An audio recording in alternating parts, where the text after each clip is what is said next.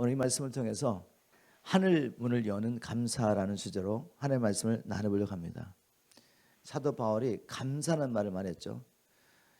바울이 이 감사라는 말을 쓸 때, 그리고 항상 기뻐하라 이런 말을 할 때 세상적으로 아주 어려운 환경에 있었죠. 복음을 전하다가 감옥에 갇히는 상황 가운데서 기뻐하라, 감사하라 이렇게 선포했습니다. 정말 이 감사는 하늘 문을 여는 것을 보게 됩니다. 바울의 삶 속에서도 우리가 확인할 수 있지만 이 감사는 하늘 문을 열고 그뿐만 아니라 닫혀있는 사람의 마음도 여는 게 감사합니다. 그리고 우리가 습관을 따라 감사하기 시작하면 마음의 병, 육신의 병도 치유를 받게 됩니다. 그리고 이 감사는 특별히 절망 가운데서, 우리 인간의 시각을 보면 절망할 수밖에 없는 상황 가운데서 하나님께 감사를 시작할 때 우리는 기적을 경험하게 되죠. 이 감사하는 삶을 통해서 우리가 그렇게 소망하는 하나님의 나라가 실제적으로 우리의 삶 가운데 임하게 됩니다. 그래서 바울은 모든 상황 가운데서 범사에 감사하라라고 명령했습니다. 도대체 감사가 무엇이길래 이런 놀라운 일들이 우리가 습관적으로 믿음으로 하기 시작하면 이런 놀라운 일이 일어나는지 말씀을 통해 원리를 찾아보고, 그리고 여기는 또한 과학적인 근거가 있습니다. 감사를 할 때 왜 이런 일이 일어날 수 있는지 과학적인 근거였는데, 실제적인 실험을 통해 나온 결과, 연구 결과를 보면서 우리의 삶 가운데 무엇보다도 이 감사가 우리 삶 가운데 습관이 되기를 저는 축복합니다. 먼저 감사의 원리를 알려면, 이 감사라는 것은 마음으로 감사하면 또 입으로 표현하는 것이죠. 감사. 이 감사의 능력을 이해하려면 말의 능력을 알아야 합니다.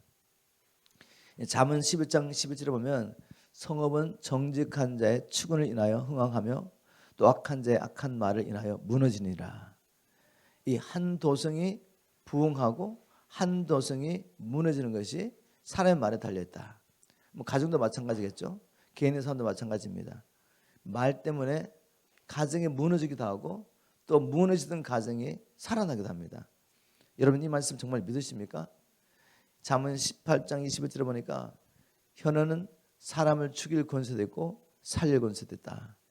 정말 이 혀가 무엇인지, 이 혀로 사람을 살릴 수도 있고 죽일 수도 있답니다. 그래서 혀를 쓰기 좋아하는 사람은 그 열매를 먹으리라. 우리 예수님도 이 말의 능력에 대해서 이렇게 말씀하셨죠. 내가 너에게 이른 말, 이 말이 곧 생명이요 영이다.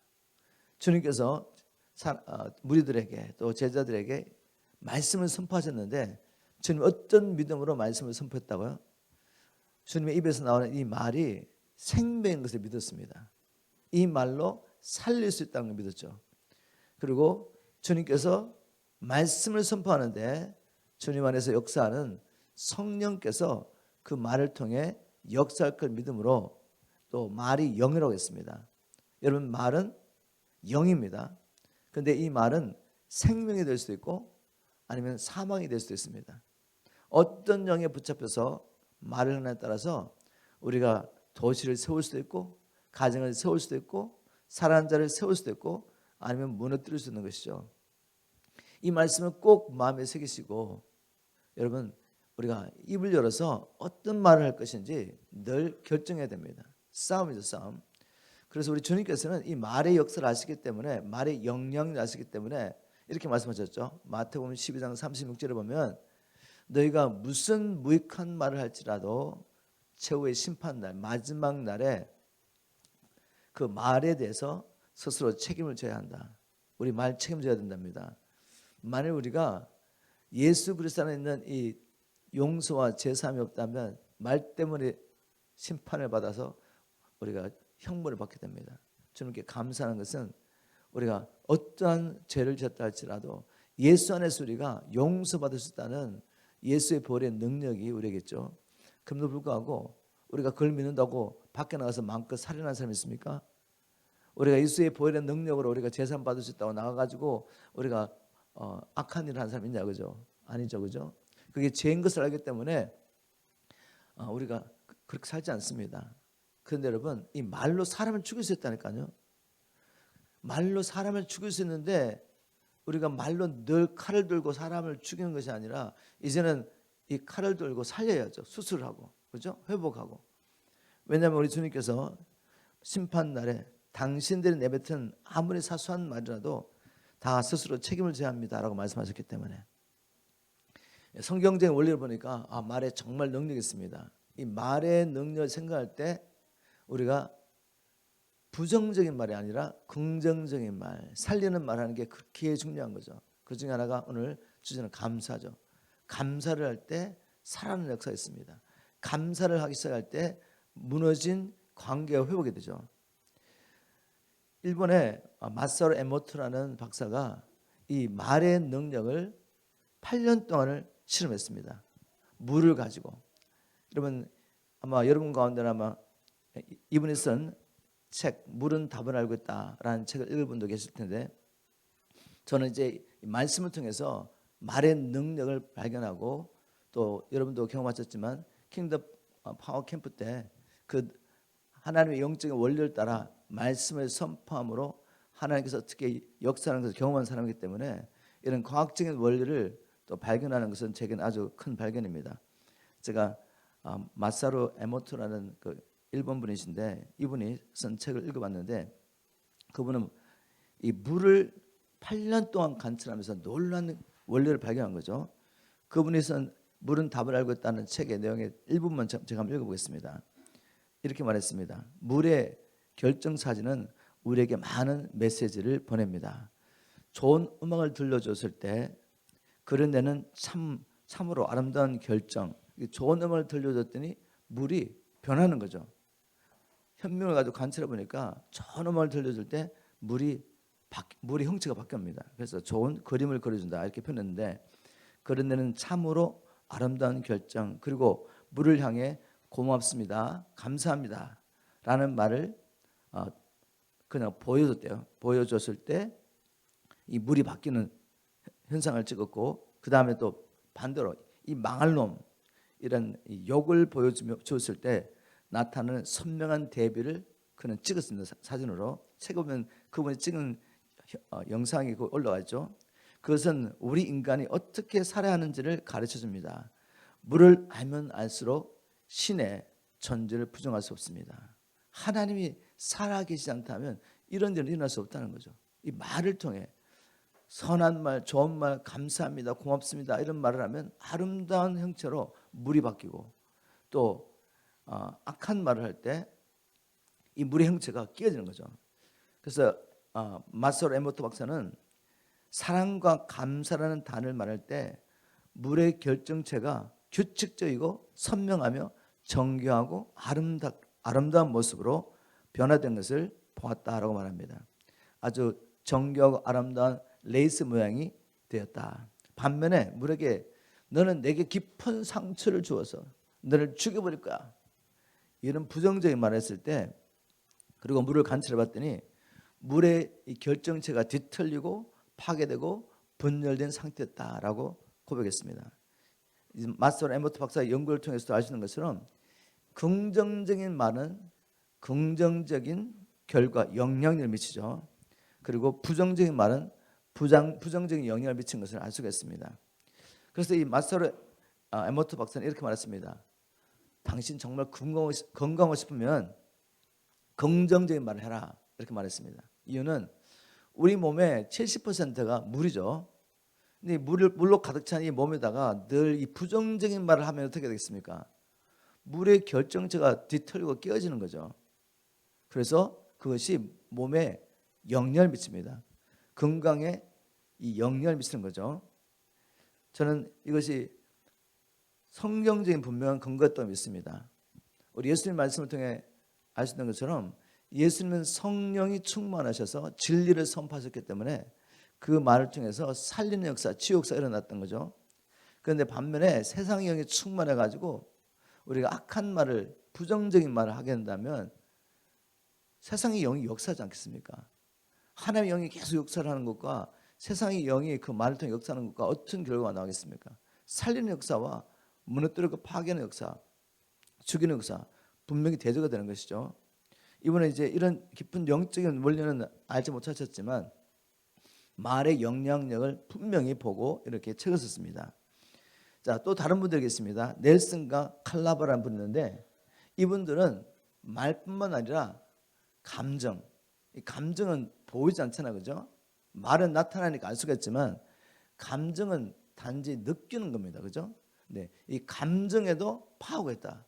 감정은 더 에너지가 있어서 어떤 감정을 가진 자가 내 자신에게 또 다른 사람에게 영향을 미치는 것을 발견하고 이런 책을 썼습니다. 두 분이 함께 쓴 책인데 책 이름은 소망을 이루는 감사의 힘이라는 책을 통해 핵심적인 메시지는 뭔가 하면 감정에도 에너지가 있다. 감정에 에너지가 있다.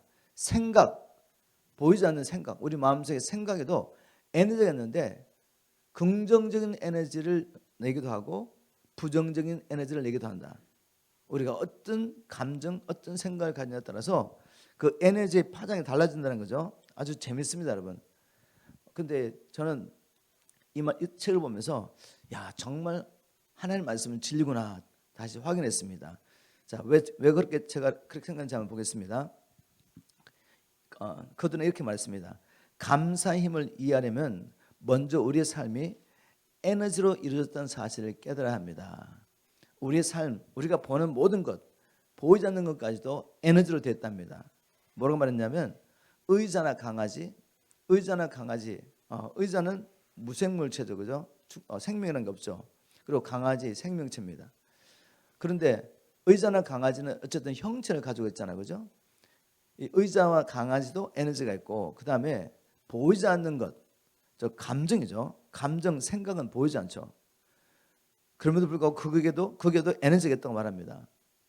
즉 존재하는 모든 것, 보이는 것이나 보이지 않는 모든 것이 에너지로 형성됐다는 거죠. 단지 눈에 보이게 모양이 다를지 모르지만 근본적으로 들어가 보면 그게 에너지다. 저는 그 말씀을 그걸 듣다가 읽다가 그렇지. 보이는 것이나 보이지 않는 모든 것이 무엇으로 창조됐습니까? 하나님의 말씀. 하나님의 말씀으로 창조됐기 때문에 우리는 우리의 이성과 경험으로 다 이해할 수 없지만 정말 말씀이 지금도 역사를 하고 있는 것입니다. 존재하는 모든 것은 주님의 입에서 나온 것이죠. 그죠? 자, 그래서 정말 이게 성경적으로도 동의할 수 있는 말이죠. 그죠? 넬슨과 칼라바는 이렇게 말했습니다. 감사의 힘에 파동이 전달된다. 즉 우리가 감사를 할 때 좋은 긍정적인 파동이 에너지가 전달된다라고 말하면서 감사하는 마음이 우리 심장에 미치는 영향을 이렇게 연구하고 이렇게 기록했습니다. 우리가 감사를 할 때 여기 파장이 있기 때문에 감사의 파장은 좋은 파장이거든요. 이 좋은 파장에 영향을 받은 내가 어떻게 반응을 보이는지, 심장이 어떻게 반응을 보이는지 이렇게 말했습니다. 잘 들어보세요. 우리가 감사를 할 때 입으로도 물론 감사하지만 마음으로서부터 우리가 감사한 마음을 가질 때 우리의 이 심장이 어떤 반응을 보이는지 보십시오. 만일 당신이 부정적인 감정, 만일 당신이 분노 같은 부정적인 감정을 느낄 경우에 당신 심장 박동은 불규칙해집니다. 혼란스럽고 불규칙한 심장 박동은 우리 몸에 연쇄적인 반응을 불러일으킨다. 즉 우리가 나쁜 감정을 가지고 있을 때 심장이 고정적으로 뛰지 않는 거죠. 불규칙하게 막 뛰기 시작하는 겁니다. 그래서 그것이 우리 몸에 아주 나쁜 연쇄적인 반응을 보인다. 어떤 현상이냐면 혈관이 수축되면서 혈압이 올라가고 고혈압을 초래하므로 또 고혈압 때문에 심장 발작이나 뇌졸중 가능성이 급격히 증가한다. 여러분 부정적인 감정 있죠. 분노라든지 우울한 감정, 시기, 질투 이런 것들은 우리 심장에 이렇게 부정적인 좋지 않는 영향을 미쳐서 몸에 좋지 않다는 겁니다. 반면에 감사하는 마음을 가질 때 이제 심장이 어떻게 반응하는지 보십시오. 심장 박동도 규칙적이고 주기적으로 균형 잡힌 파장을 나타낸다. 평온하고 일정한 심장 박동은 심장 혈관의 건강에 도움이 되며 면역 기능을 향상시키고 신경계 기능을 원활하게 만들며 호르몬의 균형을 가져온다. 이거 연구 결과입니다, 여러분. 그냥 이론이 아니라 실제로 실험하고 기계를 가지고 측정해 봤더니 이런 일이 일어난다는 거죠. 그렇잖아요. 지금 팬데믹 때문에 우리 면역력이 필요한데 여러분 감사하는 마음을 가지면은 면역력이 올라간답니다. 그리고 모든 호르몬이 균형을 가져온다고 말합니다. 이제 넬슨 칼라바라는 분은 심장만 연구한 것이 아니라 우리가 이 감사를 통해 내가 어떻게 반응을 보이는지 또 연구를 했습니다. 그럼 뇌는 어떻게 반응할까? 그리고 어떤 부정적인 감정을 가질 때 내가 어떻게 반응할까 연구했습니다. 우리의 생각이나 감정, 행동은 뇌 기능에 직접적인 영향을 미친다. 이걸 정말 깨달으면 생각을 잘 하셔야 돼요. 나쁜 생각, 부정적인 감정 가지면 이 뇌가 얼마나 중요합니까? 내가 우리 몸의 모든 장기에게 신경을 통해서 명령하고 몸이 움직이는데 내가 활동을 잘하지 않으면 어려움이 생기죠. 우리는 부정적 혹은 긍정적인 생각이나 기분에 따라서 내 혈류량이 달라진 것을 눈으로 확인했다. 부정적인 생각, 감정을 가질 때 내가 뇌에 들어가는 피의 양을 본 거죠. 피의 순환을 봤습니다.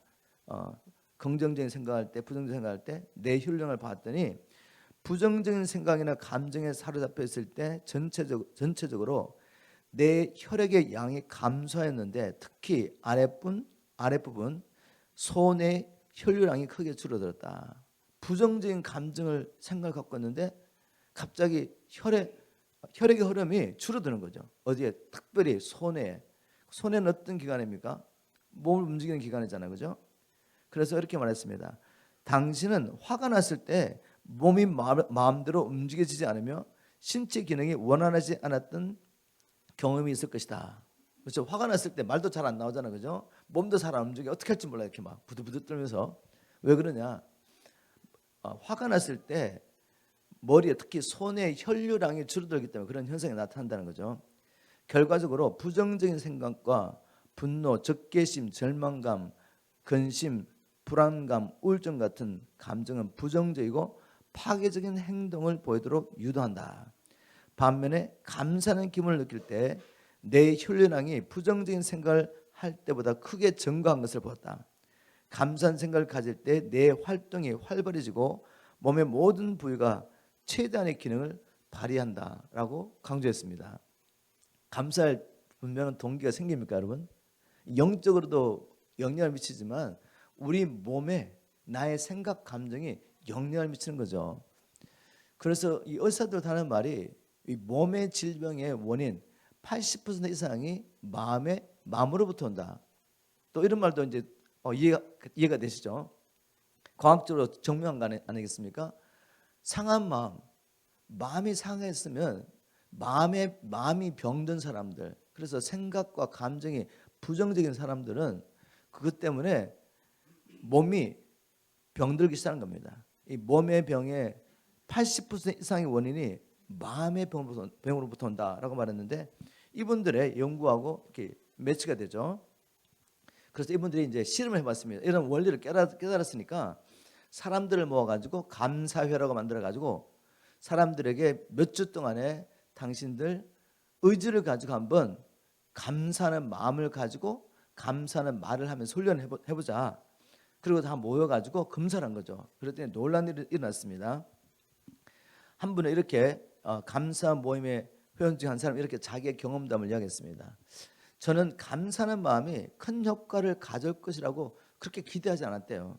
그런데 어느 날 의사가 저에게 이렇게 말했답니다. 당신 뭔가 생활에 변화가 있느냐라고 물어봤대요. 그랬더니 없다고, 달리하는 거 없다고. 그런데 혈압을 측정해 봤더니 혈압이 거의 정상적으로 내려간 거예요. 그래서 그제야 깨달았다는 겁니다. 내게 변한 것은 뭐 운동을 특별히 하거나 음식 먹는 걸 바꾼 게 아닌데 단지 감사하는 훈련한 것뿐입니다. 근데 감사하는 훈련한 것뿐인데 혈압이 정상적으로 내려온 거죠. 참 놀랍죠, 그죠? 또 어떤 회원은 이렇게 자기가 경험담을 말했습니다. 이분은 편집증에 시달리는 사람인데 편집증이 뭔지 모르시겠죠? 제가 위키백과사전에 정의를 한번 읽어드리겠습니다. 편집증이란 심각한 걱정이나 두려움으로 자신이 주변으로부터 피해를 받을 것이라는 병리적인 의심을 고집하는 이상심리학적 상태를 일컫는다. 뭐 좀 복잡한데 그냥 습관적으로 염려, 근심, 걱정에 살면서 피해의식 속에 살고 있다. 이렇게 생각하시면 돼요. 이게 병이라는 거다, 병. 여러분 이거 병입니다. 쓸데없이 그냥 일어나지도 않을 것을 막 염려하며 걱정하면서 늘 다른 사람이 내가 피해를 입고 있다고 이렇게 생각하는 정상인데, 이걸 편집증을 말하는데 얼마나 괴롭겠습니까?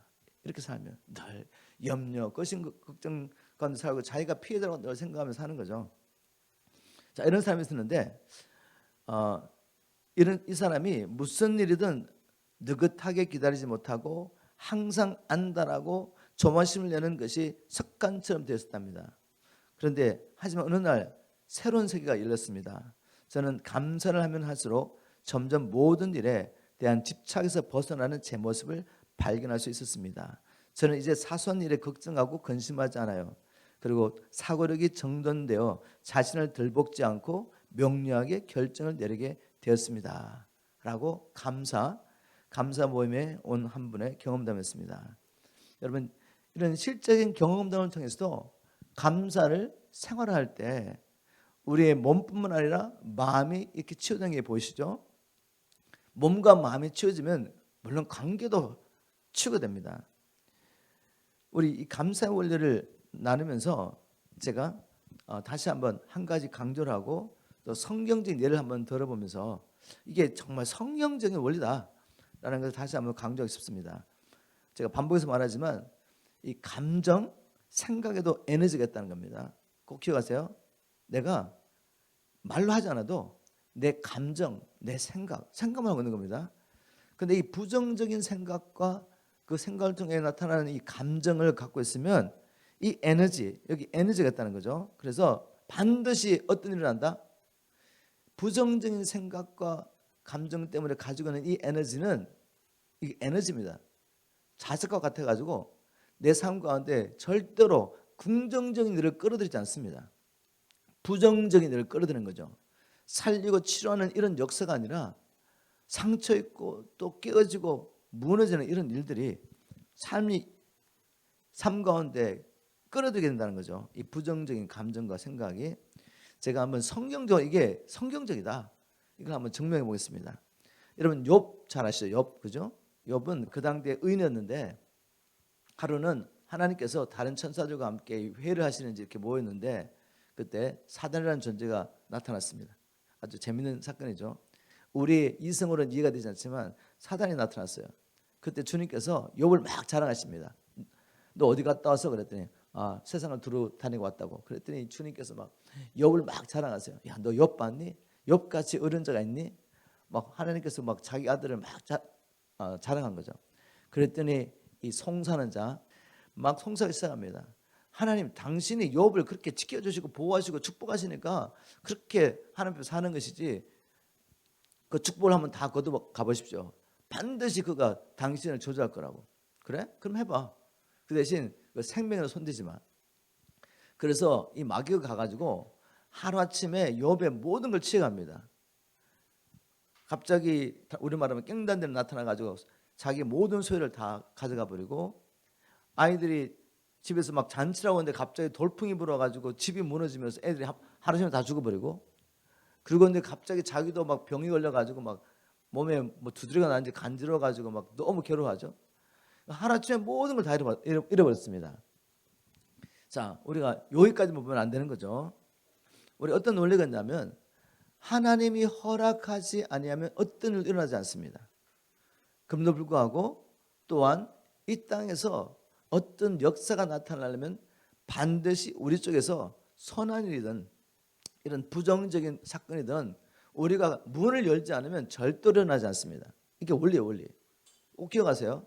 하나님의 역사든 마귀 역사든 우리가 문을 열어야지 일어난다는 거죠. 하나님의 절대적 가운데 일어난 일이지만, 자, 그러면 욥은 어떻게 문을 열었는지 욥기를 보겠습니다. 제가 욥기 3장 25절 26절을 읽어보겠습니다. 욥기 3장 25절 26절. 마귀의 역사가 나타나도록 욥이 문을 열었다는 거죠. 그가 이렇게 고백했습니다. 이 모든 일을 당하고 난 다음에 내가 두려워하고 무수하던 것이 결국 나에게 닥치고 말았으니 평안도 없고 안식도 없이 나에게 남은 것은 오직 고난뿐이구나. 여기 뭐라고 고백했습니까? 자기가 두려워하고 무수하던 일이 나타났다는 거죠. 내가 두려워하고 무수하던 것이 결국 나에게 닥쳤다. 그 말은 뭐예요? 아무 일도 없습니다. 지금 아무도 일어나지 않았어요. 그런데 혹시 이런 일이 일어나면 어떡할까라고 생각한 겁니다. 생각하고 그걸 묵상하다 보니까 느낌까지, 감정까지 막 두려워진 거죠. 그러면 이제 일어납니다. 그 사건이. 그래서 우리가 이 원리를 깨닫고 하나님 앞에 기도하는데, 이분은 주님께 이렇게 말씀하셨으니까 이렇게 될 줄 믿습니다. 우리 자녀를 위해서 기도하고 또 하나님 주신 약속을 붙잡고 막 기도하는데, 마음 한 곳에 뭐가 있죠? 정말 그게 될까? 그리고 막 기도했는데 딱 돌아서가 보니까, 환경을 보니까 도저히 뭐 될 것 같지가 않아요. 그래서 마귀가 던져주는 부정적인 생각을 받아들였는데 그게 막 느껴지는 거죠. 부정적인 생각, 주님의 뜻이 아닌데 정말 그게 된 것처럼 마음이 슬프고 힘들고 어렵고, 그죠? 부정적인 막 느낌이 막 오는 거죠. 그러면 입으로는 아무리 주님의 뜻이 이루어지겠습니다 막 고백해도 내 느낌이 진짜 내가 믿는 겁니다, 여러분. 내가 느끼는 것이 내가 믿는 거예요. 그래서 기도 응답이 없는 거죠. 자, 이 원리를 꼭 여러분 마음속에 새기고, 마귀는 끊임없이 하나님의 말씀 붙잡고 기도가 난 후에도 우리 안에 의심을 뿌려가지고 오히려 하나님 말씀보다는 자기의 말을 실감나게 느끼게 만드는 것입니다. 실감나게. 내가 실감나게 느끼는 게 내 삶 속에 나타나는 거예요. 그죠? 그래서 여러분 이 원리를 깨닫시고 우리가 이 선한 말을 하는 것입니다. 오늘 주제는 범사에 감사라는 거죠. 그리고 하나님 앞에 감사를 드리면서 고백하면서 우리의 마음까지 감사가 넘치도록 그렇게 우리가 훈련하는 것입니다. 자, 그러면 우리가 어떻게 범사에 감사하는 생활을 할 수 있는지 이제 구체적인 방법을 몇 가지 제가 나눠볼 텐데 꼭 실천하세요. 첫 번째는 마음을 정하셔야 돼요. 나는 이제 하나님의 말씀을 순종해서 범사에 감사하겠다라고 결단하셔야 됩니다. 결단하지 않고는 아무 일도 일어나지 않습니다. 저는 아침에 하나님 앞에 나가서 기도할 때 마음을 정하고 감사부터 하기 시작합니다. 어떨 때나 막 힘들고 어려울 때 감사할 게 안 보는 것 같죠, 그죠? 근데 사실은 주님께서 엄청나게 많은 감사할 수 있는 것을 줬는데, 조건이 있는데 우리는 내 눈에 보이는 부정적이고 어려운 일, 그게 너무 크게 보이는 거죠. 그래서 감사할 게 너무 많은데 감사할 까지 100가지고 지금 내가 하나님께서 어떤 허락하신 어려운 일이 있습니다. 거기에 너무 빠지는 거죠. 그래서 감사를 못합니다. 그럼 어떻게 돼요? 그 부정적인 생각과 느낌에 이끌려가지고 내일도 모레도 그런 일이 계속 일어나는 거죠. 그러면서 내 삶은 왜 이렇게 힘들까 이렇게 말하는 거죠. 아니요, 여러분. 하나님께서 주신 게 너무 많은데 내가 마음을 정하고 감사를 안 하는 것이죠. 저는 아침에 일어나면 의지를 가지고 하나님 앞에 기도하면서 감사하기 시작합니다. 감사를 하다 보면 시간이 진짜 많이 흘러가요. 여러분, 이 마음을 정하고 감사를 결단하셔야 돼요. 물론 이렇게 결단하지만 어려운 일이 일어날 수 있잖아요, 그죠? 갑자기 마음을 정했는데 우리가 사랑하는 사람을 잃어버리면 어떻게 되겠습니까? 애통하고 슬퍼하는 감정이 왜 안 생기겠습니까, 그죠? 근데 거기에 머물러 있지 말라는 거죠. 마음을 돌이켜서 우리 사랑하는 자가 주님 앞에 가는 것을 감사하고, 또 혹이나 사랑하는 자가 주님을 알지 못했다면 이 일을 통해서 주님, 내가 더 깨어서 남은 생에 이제 세상 일에 집중하지 않고 정말 아직도 내 주위에 복음을 알지 못하는 자를 위해서 내가 살 수 있도록 이 일을 통해 나를 어웨이컨하신 것, 깨우신 것 감사하고, 얼마든지 우리의 생각을 감사로 바꿀 수가 있다는 거죠. 감사를 통해 우리의 미래가 결정되기 때문에. 그리고 또 우리가 신뢰하고 사랑하는 사람에게 배신을 당하면 마음이 상하잖아요. 막 온갖 생각이 다 일어나면서 실망하며 분노의 감정 느낄 수 있습니다. 그런데 거기에 머물러 있지 말라는 거죠. 그걸 통해 다시 한번 나를 바라보면서, 주님, 제가 주님의 사랑으로 섬긴다고 섬겼는데 내가 그를 통해서 뭔가 그들에게 보상을 기대하고 있었거든요.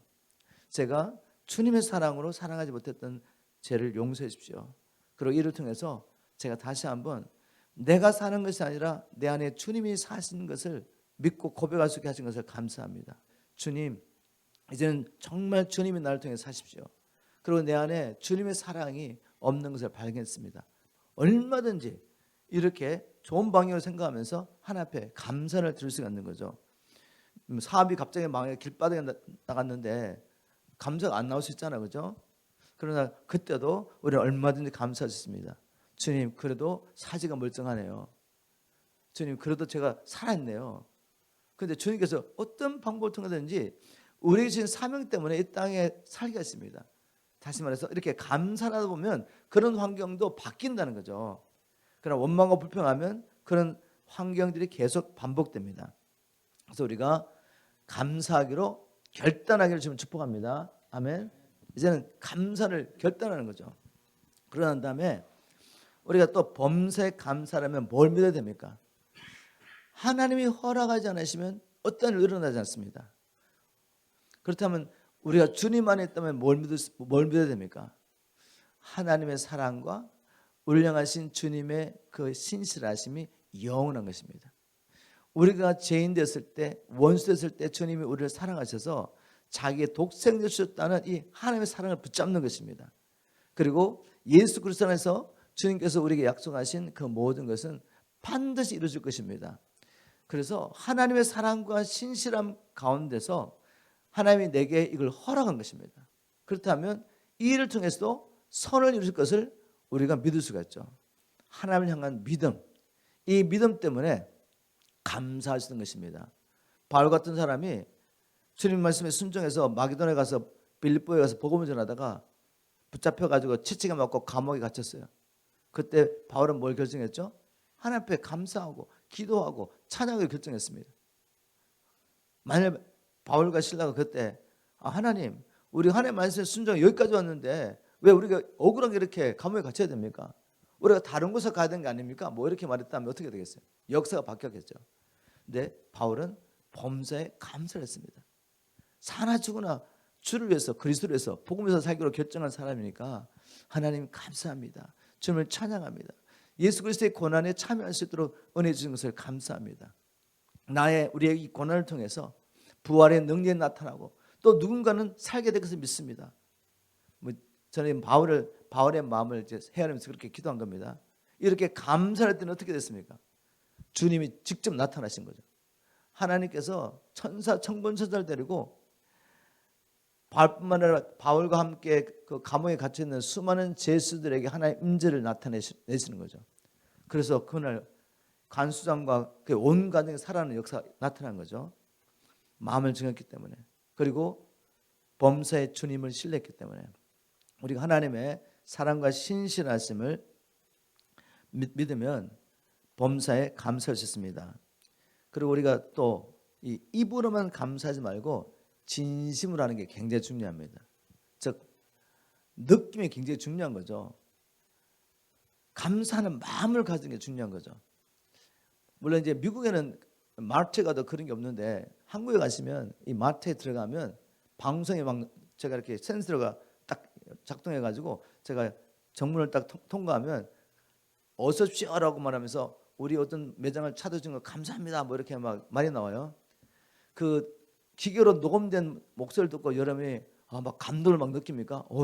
정말 저렇게 감사해 주네 뭐 이렇게 느끼지 않죠, 그죠? 그냥 목소리. 그리고 저의 주문을 열려고 그렇게 시스템을 만들어 놓은 겁니다. 자, 제가 뭘 하고 싶습니까? 진심으로 감사하지 않으면 우리가 안다는 거죠. 입으로만 감사를 하면 물론 그것도 뭐 안 하는 것도 낫지만, 그죠? 진심으로 감사하는 사람과 입으로만 하는 사람 금방 할 수 있습니다. 그래서 이 진심으로 감사할 때 마음 문이 열리고 또 진심으로 하나님께 감사할 때 하늘 문이 이렇게 열리는 것입니다. 우리가 이 진심으로 하나님 앞에 그리고 서로에게 감사할 수 있기를 주님으로 축복합니다. 또 우리가 이 감사를 생활하기 위해서 어떻게 해야 되냐면 우리가 관계 속에서 어떤 사람 피하고 싶은 사람 있죠, 그죠? 이 사람 좀 안 만났으면 좋겠어. 왜냐하면 이 말과 행동을 통해 자꾸 우리에게 상처를 주는 사람이 있습니다. 자, 이러한 사람들의 만문도 열 수 있어요. 뭘 통해서? 감사를 통해. 어떻게 하면 되겠습니까? 어디서부터 시작하냐면은 하나님이 창조하신 피조물은 하나님의 형상이 있습니다. 그래서 뭔가 우리가 내게 없는 것을 가지고 있고, 그래서 그것을 부각시키면서 당신의 이런 부분들 감사하다고 이렇게 말할 수 있습니다. 그죠? 얼마나 차이가 있다니까요.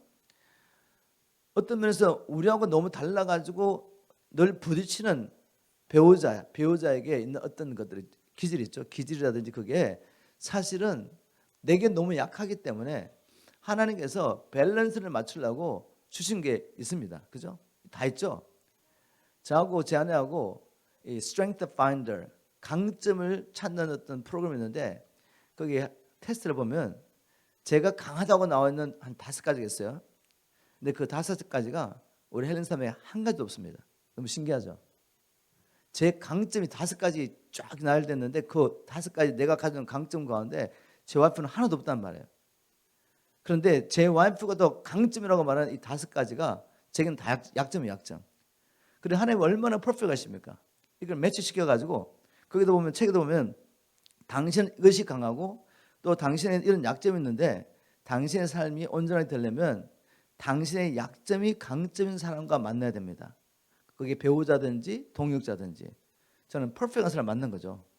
이 원리를 모르면 맨날 싸우는 겁니다. 서로 달라가지고. 지금도 30평 살면서 안 바뀐 게 있다니까요. 오늘 아침에도 안 바뀌었어. 그래가지고 그렇지, 와이프는 항상 이렇게 하지. 그리고 너 이제 지나가는 거죠. 어쨌든 제 포인트는 뭔가 하면 하나님이 창조하신 사람이기 때문에 분명히 좋은 게 있습니다. 그래서 그분의 약점과 나를 힘들게 하는 것을 자꾸 보면서 그걸 생각하고 묵상하면 분명히 우리에게도 좋은 애가 나오지 않습니다. 그래서 내게 좋은 것을 그들에게 전달할 수가 없죠. 그래서 어떻게 해야 됩니까? 우리가 특별히 믿는 사람이고 우리에게 마음에 상처를 주고 어렵게 하는 사람이 불신자라면 더더욱더 하나님 앞에 기도하면서 그 영혼에서 기도하면서 그 영혼의 구원에서 기도하면서 그 영혼의 좋은 것을 보여달라고 기도하는 거죠. 그럼 분명히 있습니다. 그걸 칭찬해주고 그것 때문에 내가 혜택을 받고 있기 때문에 감사하다는 말을 하는 거죠. 그럼 처음에는 이 사람들이 믿지 않습니다. 왜 이렇게 하지? 또 뭔가 나한테 뭔가 긁어 넘어지려고 그러나 의심하죠. 근데 진심으로 계속하면 진심은 통하잖아요. 그래서 만문을 열고 자기가 이 사람에게 하는 행동을 자기가 알고 있단 말이죠. 나는 이 사람에게 이렇게 심한 말을 하고 이렇게 하는데 왜 사람은 내게 감사할까? 그죠? 그래서 오히려 만문이 열리면서 사실 내가 당신에게 이렇게 했는데 미안하다고 이렇게 말을 합니다. 그리고 우리가 믿고 있는 그 주님을 나눌 수 있는 기회를 가지게 되죠. 우리가 감사를 생활하려면 이렇게 우리에게 힘들게 하고 상처를 주는 사람에게도 좋은 것을 발견하고 감사는 훈련해야 됩니다. 자, 마지막 한 가지 또 누구에게 감사해야 되냐면 내 자신에게 감사는 훈련하셔야 돼요. 내 자신. 그죠? 우리가 나 자신에 대해서 아주 좋지 않은 생각 갖고 있는 분들이 굉장히 많습니다. 나는 왜 늘 이렇게 살지? 다른 사람과 늘 비교하면서 열등감을 느끼며 부족함을 느끼면서 오히려 질투와 시기에 포로가 됩니다. 자신에 대해서 부정적인 시각을 바꾸시라는 거죠. 어떻게 바꿀 수 있습니까? 하나님이 나를 신비막측하게 창조하셨어요. 여러분 믿으십니까?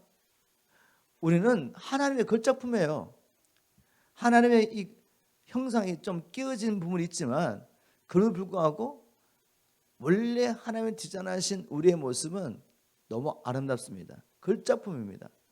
그래서 하나님께서는 우리를 보배롭고 좋은 여기시며 우리의 생명을 살리시기 위해서 우리를 구원하시기 위해서 다른 사람들의 생명을 가지고 우리의 생명을 바꾸기를 원하신단 말이죠. 이사야 43장 4절 5절 이렇게 나와 있죠. 그죠? 근데 그 다른 사람의 생명이라는 게 뭔가 하면 자기 아들의 생명을 주기까지 우리를 보배롭고 정기 여기시고 사랑하셔가지고 자기 아들을 주셨어요. 그 가운데서 우리의 정체성을 찾아야죠. 내가 뭘 할 수가 있고 지금 어떻게 살았냐 그걸 가지고 정체성을 찾으시면 당연히 비교가 되고 자기 자신에 실망할 수 있습니다. 근데 어디서 찾아야 되죠? 나는 하나님이 창조하신 걸작품이다. 그래서 하나님께서 나를 이렇게 사랑하시고 존경하시고 보배롭게 여기시는 거죠. 아니 하나님이 존경하게 여기는데 왜 여러분 자신을 그렇게 정죄하고 판단하고 나는 아무것도 할 수 없다고 절망하십니까? 하나님의 시각으로 나를 보는 것이죠. 자, 제가 여러분에게 동기부여를 드리기 위해서 이 닉 부이치치라는 분 아십니까? 태어났는데 팔 다리가 없이 그냥 몸뚱이가 있고 발만 있어요. 아니 어떻게 이렇게 태어날 수 있습니까? 그것도 믿는 가정의 사람인데 얼마나 불행하게 자기의 삶을 바라보면서 살 수가 있겠어요, 그죠? 그래서 이 닉 부이치라는 사람이 처음에는 하나님 앞에 기도하면서 하나님 치유를 해달라고 기도했대요. 근데 닉 부이치치 잘 모르시는 분들 잠깐 설명하면 이분은 팔다리가 없이 태어났는데 지금 전 세계를 다니면서 희망과 영감의 메시지를 전하면서 많은 사람들을 그죠? 주님께도 인도하고 소망을 주고 있는 이런 아주 유명한 영설가시고 또 설교가십니다. 이분이 팔다리가 없이 태어났는데 믿음의 가정에 태어났기 때문에 하나님 나를 불쌍히 여기시고 팔다리 자라게 도와주세요 막 그렇게 기도했대요. 근데 어느 날 기도하는 가운데 기도를 바꿨대요. 내가 이렇게 기도할 게 아니다. 내가 지금 살아있음을 인해서 하나님 앞에 감사해야 되겠구나. 살아있다는 것 자체를 인해서 감사하기로 마음을 먹었습니다. 그래서 하나님께 주님 감사합니다. 제가 살아있습니다. 살아있음을 해서 감사합니다. 살아있다면 이유가 뭐겠습니까? 하나님 나를 이 땅에 살려주신다면 이유가 뭐예요? 사명 있는 것입니다. 그래서 하나님께 사명이 뭔가 물어봤죠. 근데 이 형제는 정말 이 자기 연약함을 통해서 어려움 갖는 사람에게 소망을 주고 절망 갖는 사람들에게 미래에 대한 희망을 주면서 일어나도록 하는 이 일에 분을 받았다는 걸 알고 열심히 공부했습니다. 공부해서 21살 때 더블 메이저를 했는데 회계학과 재무 설계학을 졸업했답니다. 다 마치고 21살 때 공부를 열심히 잘한 거죠. 아니 발도 없고 손가락도 아니 다리도 없고 팔도 없는데 손가락도 없는데 어떻게 공부를 했는지 나중에 설명하겠습니다. 어쨌든 21살 때 더블 메이저를 하고 이제 그때부터 세계를 다니면서 연설합니다. 14나라에 200만 명이 넘는 사람에게 메시지를 선포했는데 어떤 곳에는 한 번에 11만 명이 모여가지고 이 릭 부이치치의 설교를 메시지를 듣는 겁니다. 사람들이. 여러분 이 골프 수영 잘하십니까? 저는 아직 골프가 못 치거든요. 수영 못하신 분도 계시죠? 이분은 낚시, 골프, 수영, 보트 타기 팔도 없는 분이 수영을 하십니다. 그죠? 다리도 없는데 수영을 하세요. 저는 영상을 봤습니다. 발로만 가지고 수영을 하세요. 이렇게 어릴 때부터. 부모님도 참 대단한 분이세요. 팔다리가 없는 아이를 물속에 집어넣고 발만 가지고 수영을 훈련시켰어. 그래서 제가 보트 타는 거 봤거든요. 신기하게 타시더라고요. 골프를 치는데 물론 팔다리가 없으니까 자기 수영은 못하지만 홀에다가 이 골프채를 가지고 차가 넣는 거죠. 저보다 뛰어나십니다. 저는 낚시를 해도 한 마리도 못 잡았습니다. 정말입니다. 제가 낚시를 했는데 한 마리도 못 잡았어요. 그 나중에는 그냥 양어장에 돈 주고 들어가가지고 그냥 고기가 다 보여. 거기 집어넣고 낚시를 하는데 낚시가 안 돼. 여러분 가능합니까? 고기가 지금 버글버글 보인단 말이죠. 양어장에서 낚시를 하려면 낚시가 안 돼. 그래가지고 화가 나고 확 당겼는데 꼬리가 걸려가지고 올라와가지고 그거 잡아가지고 먹었습니다. 저는 이렇게 낚시도 못하는데 이분은 낚시도 하고 수영도 하시고 골프도 치시고 보트 타고 나가시고 다니세요 이렇게. 그리고 이제 특별한 장치를 통해서 이 두 발가락 가지고 글을 씁니다. 글을 이렇게 글자를 쓰는 거죠. 그리고 발가락 가지고 또 발꿈치를 이용해가지고 타자를 치십니다. 타자를 쳐가지고 책을 썼어요. 책. 우리가 근데 책 안 쓴 분 많으신데 어떤 책을 쓰나 책 제목이 2009년에 쓴 책 제목이 No arms, no legs, no worries. 팔도 없고 다리도 없지만 걱정도 없다. 너무 좋은 제목이죠, 그죠? 그리고 아주 예쁜 자매하고 결혼해가지고 애도 아들 둘, 딸 둘 아주 잘 낳고 잘 살고 있습니다. 그런데 이 형제의 삶을 보면서 야, 정말 하나님이 놀라우시다. 우리에게 생명을 주셨다면, 우리가 호흡하고 있다면 얼마든지 어떤 상황 가운데서도 이 모든 열악함과 이걸 극복하고 열방을 위한 축복의 통로가 될 수 있구나. 이게 하나님의 계획이시구나. 여러분 도전 받지 않으세요? 팔다리가 없게 태어나가지고 이분의 삶 자체가 하나님의 살아계신 증거인 거죠. 얼마든지 하나님 저주하고 원망하며 살면서 온 가족 식구들 살아있는 동안에 짐이 되게 만들 수 있는데 그게 아니라 열방의 축복의 통로로 살고 계신 겁니다. 왜냐하면 하나님이 생명 주신 것을 감사하면서 사명을 깨닫고 산 것입니다. 자, 제가 이제 이 감사의 능력에 대해서 쭉 성경적인 원리와 또 과학적으로 증명된 원리를 쭉 나누고, 그리고 우리가 어떻게 구체적으로 감사하는 삶을 생활 습관할 수 있는지 나눴습니다. 마음을 정하시고, 그리고 어떤 일이 나든지 감사할 수 있는 것은 하나님의 사랑과 신실하심을 믿기 때문에, 그리고 우리에게 어려움과 상처를 주는 사람도 얼마든지 하나님의 피조물이기 때문에 좋은 것이기 때문에 그들에게 감사를 하기 시작할 때 그들의 마음 문도 열리고 복음을 전할 수 있는 기회로 삼을 수 있단 말이죠. 나 자신에 대해서 감사 너무 중요합니다. 우리가 이렇게 감사를 생활해서 우리의 삶을 이 땅에 두신 하나님의 계획대로 열방을 향한 축복의 통로가 되기를 주님으로 축복합니다. 여러분 오늘 이 말씀 마음에 새기고 살아있는 동안에 여러분 한 분 한 분을 향하신 하나님의 놀라운 계획이 있음을 믿고 이제 우리가 마음의 생각을 바꾸고 감정을 바꾸고 말을 바꾸고 진리를 선포하고 감사하기 시작하면 저와 여러분의 삶이 정말 열방을 향한 축복의 통로, 또 우리 주위에 있는 많은 사람을 향한 축복의 통로가 될 줄 믿습니다. 그러니까 주님의 뜻을 다 이루고 우리가 하나님 앞에 서게 되기를 주님을 축복합니다.